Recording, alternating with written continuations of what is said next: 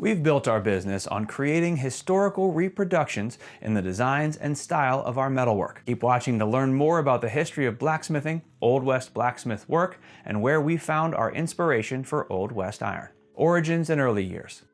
The first evidence of blacksmithing and ironworking can be traced all the way back to 1500 BC. The Hittites discovered how to forge and temper iron ore. When the Hittites were scattered, their knowledge of metalwork spread with them. In these early years, many ancient cultures linked blacksmithing with supernatural superstitions. With greater technological developments at the start of the Iron Age, however, these mythical beliefs began to fade. It was discovered that by reducing natural iron ore with heat, it was possible to produce wrought iron. The substance was perfect for making simple tools tougher than those made from stone. These discoveries helped blacksmithing cement its place in world history. Ancient understandings of iron were crude, and so many of the tools and weapons they produced were inconsistent. Although they had difficulties nailing down the best techniques for working with iron, they did discover two crucial developments in blacksmithing: charcoal and steel. Early smiths found that charcoal produced a better fire. It burned hot and for longer periods of time. Because blacksmiths could more easily control these fires, they were able to produce more accurate work on more complex items. The Middle Ages.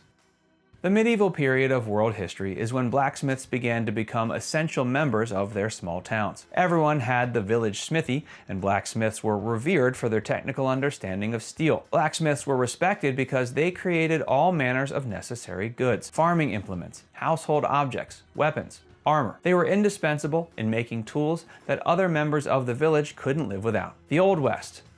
The image of the blacksmith in the western town hammering away at horseshoes might be the first one that comes to mind when we think of blacksmiths. With the onset of the Industrial Revolution, there were major changes to the blacksmithing profession. The village smithy had to adapt to our familiar frontier blacksmith. Much of the new machinery of the industrial era meant that mass production became possible. Blacksmiths were employed less often in the production of goods, like weapons or nails, and they became more occupied with farrier work. This was the time when people relied on the blacksmiths in their community for their small, everyday essential items like horseshoes. Despite the threat to their trade from the Industrial Revolution, the first half of the 1800s is considered the golden age of American blacksmithing. The modern blacksmith.